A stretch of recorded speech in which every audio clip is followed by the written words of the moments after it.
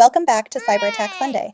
This week, Russian hackers sabotaged a Norwegian dam, a WinRAR zero-day was exploited by RomCom, also Russia, across Europe and Canada, the US court system was breached, allegedly by Russia, Allianz Life saw millions of records leaked, and AI deepfakes are powering global trading scams. For all articles and sources, check out the latest in cyber on Substack. Let's dive in. A new text message fraud ring has quickly filled the void left by a shuttered operation, stealing credit card details and growing rapidly in popularity. A critical bug in Google Calendar allowed attackers to send malicious invites that hijacked Gemini agents on victims' devices, leaking sensitive data before Google patched the flaw. Researchers unveiled WinDDoS, a technique that abuses RPC and LDAP to hijack public domain controllers and conscript them into massive DDoS botnets, revealed at DEF CON 33. Vulnerabilities in a carmaker's dealer portal that expose customer data, enable account takeover, and even allow remote vehicle unlocking from anywhere. A critical WinRAR flaw, CVE 2025-80088, was exploited as a zero-day by Russia's RomCom hacking group in targeted campaigns against finance, defense, manufacturing, and logistics firms.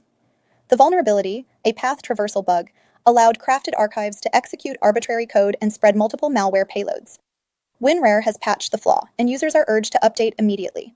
Attackers can use a bad USB-style exploit, dubbed BadCam, to reflash Linux webcams such as Lenovo models, turning them into hard-to-remove spying devices.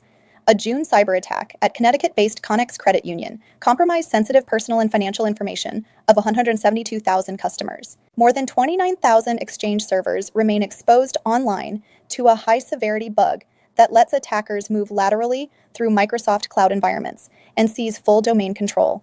Researchers tracked over $34 million in cryptocurrency routed from victims to wallets linked with the embargo ransomware gang, showing the group's growing financial success. 4 Ghanaian nationals were extradited and charged in the U.S. for running a global fraud ring that stole over $100 million through romance scams and business email compromise attacks. Cybersecurity firm Profero broke the encryption of Muddy Waters Darkbit ransomware, allowing victims to recover their files without paying ransoms. Electronic Arts said it stopped more than 300,000 attempts to cheat shortly after launching the Battlefield 6 beta, underscoring how quickly hackers target online games. 2 Tetra, die-to-burst vulnerabilities in the Tetra radio protocol that could let attackers replay, brute force, and even decrypt supposedly secure police and emergency service communications. The Dutch NCSC confirmed that CVE 2025-6543, a severe vulnerability in Citrix NetScaler ADC, is being exploited to breach multiple critical organizations across the Netherlands. Also in the Netherlands, threat actors raided a Dutch medical lab, compromising the data of at least 500,000 cancer screening patients in one of the country's largest health breaches. 2 hackers broke into systems used by North Korean state-backed Kimsuki and published stolen files, exposing details of Pyongyang's spying operations. A remote code execution bug, CVE 2025-32433, in Erlang's OTP SSH daemon has been widely exploited since May, targeting operational technology networks and enabling unauthenticated system compromise. St. Paul's mayor confirmed the Interlock ransomware gang disrupted city services and leaked employee data online after a July cyber attack. Yes, that's the city that called in the National Guard to play IT support. Ransom Hub ransomware hackers stole personal data from global staffing giant Manpower in late 2024, exposing records of nearly 145,000 individuals. MITRE experts revealed that APT28's Lame Hug framework, while unsophisticated, was an experimental pilot for future AI-driven cyber attacks, disclosed at Black Hat USA 2025. A newly discovered espionage group, Curly Comrades, is using NGen com hijacking and custom backdoors to persist inside government networks in Georgia and Moldova, even attempting to extract domain controller databases. Rapid7 found that cybercriminals are buying low-cost initial access packages, often bundled with multiple attack options, to break into enterprise networks. A sophisticated phishing campaign is stealing login credentials of UK sponsor license holders to fuel immigration fraud, extortion, and other criminal schemes. At DEF CON 33, analyst John DiMaggio presented evidence suggesting Russian state involvement in the notorious Kaseya supply chain ransomware attack. The U.S. Department of Justice confiscated $1,091,453 in cryptocurrency, along with domains and servers tied to the Black Suit ransomware group, disrupting its operations. Shiny Hunters and Scattered Spider have joined forces in a new wave of extortion attacks, starting with Salesforce customers and threatening expansion into financial and tech sectors. Not a huge surprise, considering Google's post-mortem report on their Salesforce breach. Officials say Russian government hackers compromised the U.S. federal court filing system, allegedly spying on sensitive mid-level criminal cases in New York and other jurisdictions. Attackers published stolen Allianz Life data, exposing millions of sensitive customer and partner records as part of ongoing Salesforce-related cyber attacks.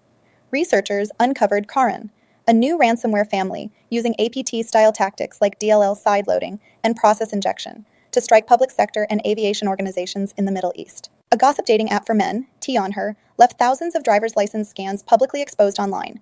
Its CEO has not confirmed if victims will be notified. Fraudulent trading platforms are deploying AI-generated deepfake endorsements to dupe investors worldwide into bogus schemes. Researchers uncovered a malvertising campaign deploying PS1 Bot, a modular in-memory malware that can steal data, log keystrokes, run reconnaissance, and maintain persistence on infected systems. A cyber attack disrupted the Pennsylvania AG's office, taking down email, phone lines, and its website, leaving officials temporarily offline. Security researchers demonstrated a downgrade attack on Microsoft Entra ID that tricks users into weaker login methods, enabling phishing and session hijacking despite FIDO protections. Pro-Russian hackers breached a dam's control systems in Norway, opening valves to release millions of gallons of water, an act authorities are treating as sabotage. A new Android malware called Phantom Card abuses NFC relay attacks, call hijacking, and root exploits to drain banking customers' accounts in Brazil.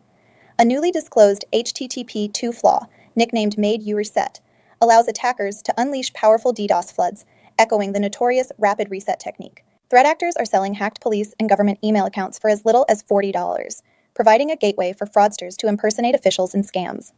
CISA confirmed attackers are exploiting CVE 2025-8875 and CVE 2025-8876 in N-Able N-Central on the very day patches were released, urging immediate updates. The FBI's IC3 warned that fraudsters are impersonating lawyers to double scam crypto victims, offering fake recovery services to steal even more money. Hackers breached Canada's House of Commons, stealing employee information in an attack now under investigation by officials. Japan's CERT observed threat actors using Cross-C2, a framework that extends Cobalt Strike beacons to Linux and macOS systems, enabling broader cross-platform control. The travel industry is in the crosshairs again. Attackers are exploiting a Japanese character, N, that mimics a / to disguise malicious URLs as booking.com links, tricking victims into malware downloads. A malvertising campaign is delivering PS1 Bot, a modular PowerShell malware framework that runs entirely in memory, enabling data theft, keylogging, reconnaissance, and persistence. A new HTTP2 vulnerability dubbed Made You Reset bypasses request limits, allowing attackers to launch crippling denial-of-service floods across multiple server implementations. U.S. Immigration and Customs Enforcement agents accidentally added a random person to an internal group chat, revealing real-time use of DMV and license plate data during a manhunt. And before you say this isn't a cyber attack, well, they attacked themselves technically with poor OPSEC, just like the White House Security Council. Legendary, truly. The Crypto24 gang is targeting large organizations using custom-built utilities that bypass EDR security, exfiltrate sensitive data, and encrypt entire networks. A joint effort by law enforcement and private companies froze over $300 million in cryptocurrency, tied to global cybercrime and fraud schemes. UK telecom provider Colt Technology Services suffered multi-day outages affecting hosting, voice APIs, and porting services after Warlock ransomware claimed responsibility and offered stolen data for sale.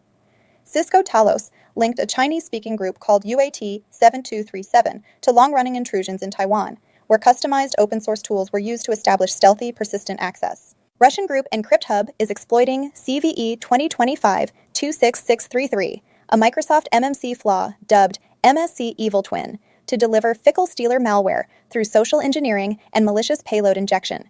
At the same time, the Russian government is moving to restrict end-to-end encrypted calling services, part of a wider surveillance campaign alongside new facial recognition bans and hacking allegations abroad. Researchers analyzed leaked source code of Ermac 3.0, revealing expanded malware infrastructure capable of stealing data from more than 700 banking, shopping, and crypto apps.